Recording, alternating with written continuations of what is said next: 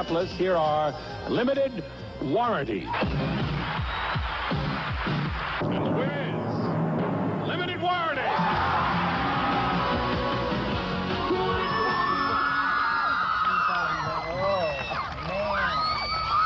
You guys look a little different there. Yeah, it's the hairdos. We kind of beamed down for that, I think. Well, you've gotten a little more casual, I think. I mean, you know. Paul was a little underfed for that show. He was? Those were the goon suits, we called those. Those were our Star Trek suits. Stand right up here. Don't be bashful. Okay. How well is your album being received across the world, nation, whatnot? We're in the Hot 100 in Australia. It's Seriously. Cool. We're in the Hot 100 in Australia, which is the Hot 100.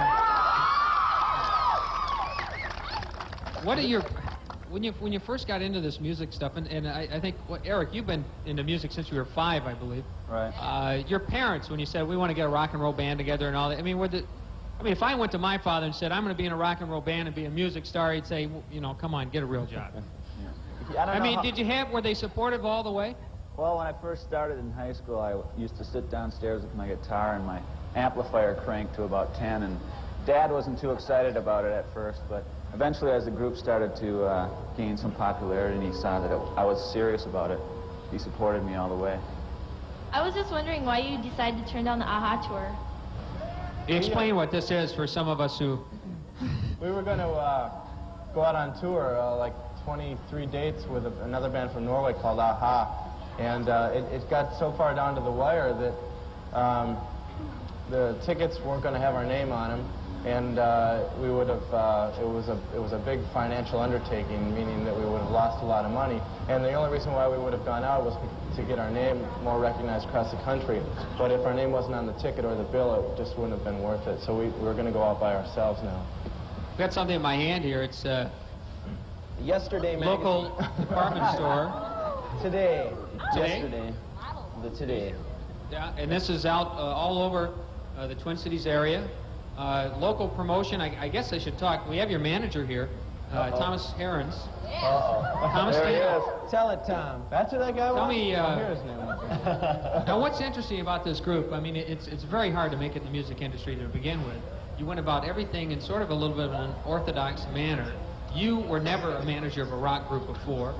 Tell me what you did before and how in the world you got into managing these guys and how you hooked up with them. I was a state legislator for a couple of years. That's certainly good training for rock and roll. I did manage a lot of political campaigns, which was a similar background. And I tried to reopen the Orpheum Theater in downtown St. Paul, and in that process, through an old political friend, actually met Limited Warranty. Was incredibly impressed by these guys and decided to start working with them. And over the course of the last 3 years, we've grown to complement each other quite well.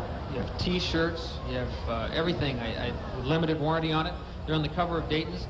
Is this a strategy you put together to kind of break these guys out? Because it's one thing to be big in the Twin Cities, it's another thing to break out all across the country. It's unfortunate that this business, to make it, you have to have a financial stability to continue to grow and progress. And we've done what we've had to do to keep the business going, to progress to the next step. And that's kind of what we've done. How about it, guys? You have financial stability now? I mean, can you... You never, I don't think you ever do. Do we? In this business? You're asking, do they? Yeah. Who's got financial stability? It's nickel and dime all the time. You got to squeeze every dime out of everything you do to make it count. How big, the Minnesota Music Awards, I guess this is for both of you, how much difference has that made? Because you won 11. It was the support of a lot of people sitting right here today that kind of made that happen. It's great to have the fan support that we have around the Twin Cities. It's public open balloting, so that's what people did for us. It did help credibility all across the country. Prince won 8 or 9 awards the year before, and then for us to come out with 11 awards, people around the country go, wow, that's really happening because Minnesota music is happening. So yeah, it had a great credibility for us. Let me ask you about that, guys. Thanks very much.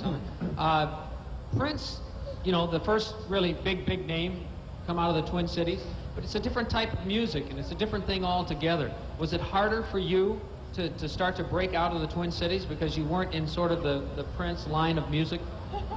Yeah, it takes a while, especially for if our music fits right in a specific format, and Prince had something where he was kind of crossing back and forth over between 2 different charts. So he had, you know, the dance clubs and there's always a little help. That gives you momentum. And so it's a little harder. It really is. Do you guys like plan on stay living in Minnesota, or like when your career gets better, do you plan on like moving to somewhere else, or? Well, I like when you become big-time stars. I mean, you're on your way right now. You're going to move to Beverly Hills and forget all about us poor folks in Minnesota? Well, I wouldn't mind having a summer beach house, a winter beach house. No, we're here to stay. I mean, this is our home. We love it here. The people here are...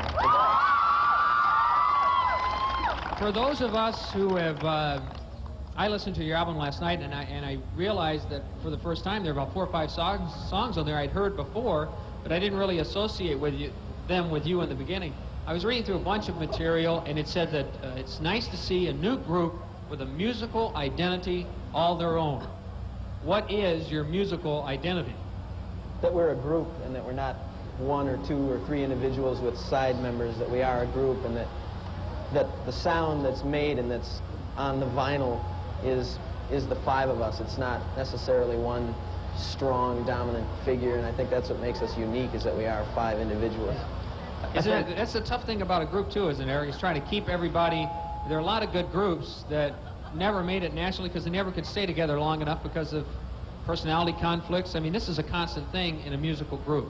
How do you guys get over that? I think we were friends before we were business partners, as to say. And our friendship means a lot to each other.